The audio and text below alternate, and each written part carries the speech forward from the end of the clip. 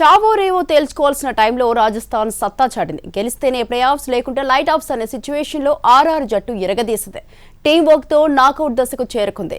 ముంబై ఇండియన్స్తో జరిగిన చివరి లీగ్ మ్యాచ్లో రాజస్థాన్ రాయల్స్ 30 పరుగుల తేడాతో విజయం సాధించింది. ఈ గెలుపుతో రాజస్థాన్ చివరి ప్లే ఆఫ్స్ బెర్త్ ఖరారు చేసుకుంది. 206 పరుగుల లక్ష్యంతో బరిలోకి దిగిన ముంబై 20 ఓవర్లలో 175 పరుగులు మాత్రమే చేసింది. సూర్యకుమార్ యాదవ్ ఒక్కడే 60 పరుగులు చేశాడు. అతడి ఒంటరి పోరాటం ముంబైని గెలిపించలేకపోయింది. Hardik Pandya 34, Will Jacks 33 runs చేశారు.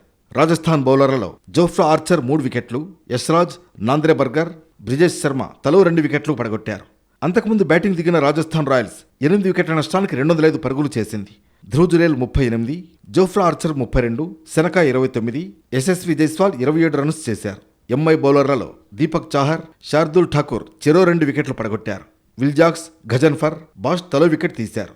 ఈ మ్యాచ్లో రాజస్థాన్ విజయం సాధించడంతో కోల్కతా, పంజాబ్ ప్లే ఆఫ్స్ ఆశలు ఆవిరయ్యాయి. ఢిల్లీ, కేకేఆర్ మధ్య జరిగిన మ్యాచ్ నామమాత్రంగా మారింది. మే 27న సన్ రైజర్స్ హైదరాబాద్, రాజస్థాన్ మధ్య ఎలిమినేటర్ మ్యాచ్ జరగనుంది. మే 26న తొలి క్వాలిఫైయర్లో ఆర్సీబీ, గుజరాత్ తలపడతాయి.